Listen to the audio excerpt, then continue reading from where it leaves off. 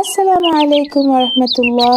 ছোট্ট বন্ধুরা, তোমাদের সাথে গল্প করতে এলাম আমি আমাতুল্লাহ। আচ্ছা, তোমরা কি জানো বনি ইসরাইল কারা? এটা জানতে হলে প্রথমেই আমাদের ইব্রাহিম আলাইসাল্লামের ব্যাপারে জানতে হবে। তোমরা হয়তো অনেকেই জানো যে ইব্রাহিম আলাইসাল্লামকে আবুল আম্বিয়া মানে ফাদার অফ ফেইথ বলা হয়। কিন্তু কোরআনে আল্লাহ ইব্রাহিম আলাইসাল্লামকে কি বলেছেন সেটা কি জানো? আল্লাহ কোরআনে ইব্রাহিম আলাইসাল্লামকে বলেছেন হানিফ। হানিফ মানে হলো ওই ব্যক্তি যিনি বাতিল দিন থেকে বিশুদ্ধ দিনের দিকে ধাবিত হয়। ইতিহাস থেকে জানা যায় ইব্রাহিম আলাইসাল্লামের বাবা ছিলেন একজন মূর্তি পূজারক। মূর্তি পূজারক মানে কি জানো তোমরা? মানে হলো যারা এক আল্লাহর ইবাদত না করে ইবাদত করে মানুষের হাতে তৈরি কিছু মূর্তির। কিন্তু ইব্রাহিম আলাইসাল্লাম তো হানিফ। তিনি তো কখনোই মানুষের হাতে তৈরি মূর্তিগুলোকে রব মানেন না।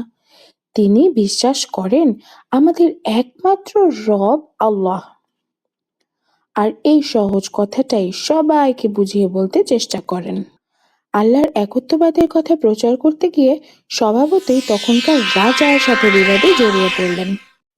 তার সম্প্রদায়ের লোকেরা, মানে যে জায়গায় তিনি থাকতেন সেখানের সবাই, তার বাবা মা পরিবারের সবাই এটা বিশ্বাসই করতে চাইল না যে আমাদের রব আল্লাহ একজনই।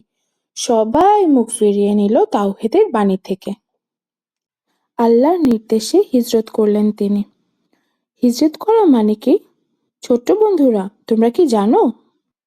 মানে হলো এমন কোনো জায়গা যেখানে আল্লাহর ইবাদত করা যায় না, সেই জায়গা ছেড়ে অন্য কোথাও চলে যাওয়া যেখানে আল্লাহর ইবাদত করা যাবে।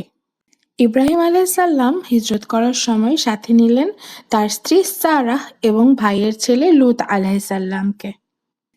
হিজরত করার সময় তারা যে জায়গাটা দিয়ে যাচ্ছিল সেখানের রাজা ছিল খুবই পচা, অত্যাচারী, লম্পট। সুন্দর কোনো মেয়েকে দেখলে সে তাদের আটকে রাখত আর তাদের স্বামীকে মেরেই ফেলতো।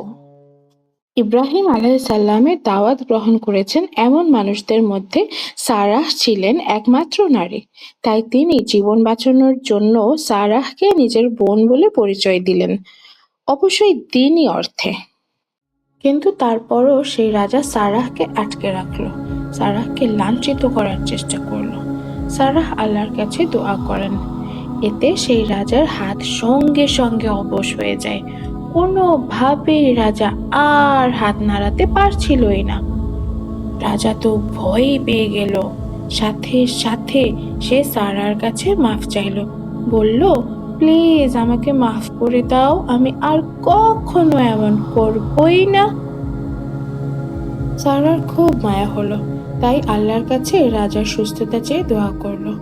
আর রাজাও সাথে সাথেই সুস্থ হয়ে গেল। এখন রাজা আবার হাত নাড়াতে পারছে, কিন্তু সুস্থ হয়েই সে আবার সেই একই পচা কাজ করার চেষ্টা করলো। এভাবে সে ৩ বার একই কাজ করে, পচা কাজ করার চেষ্টা করে। সারাহ আল্লাহর কাছে দোয়া করে, রাজা অসুস্থ হয়ে যায়।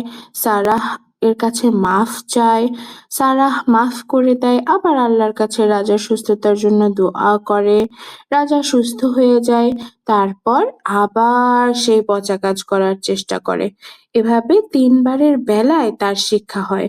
আর না পেরে সে সারাহকে ছেড়ে দেয় আর সাথে উপহার হিসাবে দেয় হাজেরাকে। তারপর এই হাজেরা হলেন ইব্রাহিম আলাইসাল্লামের মালাকাত আইমানুহু।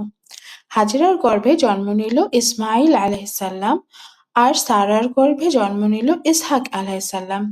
এভাবে হাজেরা ও সারার গর্ভ থেকে ইব্রাহিম আলাইসাল্লামের ২টি বংশধারা সৃষ্টি হয়। ইসহাক আলাইসাল্লামের বংশধারা থেকে পরবর্তীতে আরো অনেক নবী আসেন, যেমন ইয়াকুব আলাইসাল্লাম, ইউসুফ আলাইসাল্লাম, মুসা আলাইসাল্লাম, দাউদ আলাইসাল্লাম, সুলাইমান আলাইসাল্লাম, ঈসা আলাইসাল্লাম। কিন্তু ইসমাইল আলাইসাল্লামের বংশধারা থেকে শুধুমাত্র আমাদের নবী মুহাম্মদ সাল্লাল্লাহু আলাইহি ওয়াসাল্লামই এসেছিলেন। ইয়াকুব আলাইসাল্লামের আরেকটা নাম ছিল ইসরাইল, তাই ইয়াকুব আলাইসাল্লামের বংশধরদের বলা হয় বনি ইসরাইল। ছোট্ট বন্ধুরা, তোমরা এখন বুঝতে পারলে তো বনি ইসরাইল কারা? হ্যাঁ, একদম ঠিক। বনি ইসরাইল হলো ইয়াকুব আলাইহিসসালামের বংশধররা। আজ তাহলে এই পর্যন্তই। আগামী পর্বে আরো অনেক গল্প হবে ইনশাআল্লাহ। মা আসসালাম, ইলাল লিকা।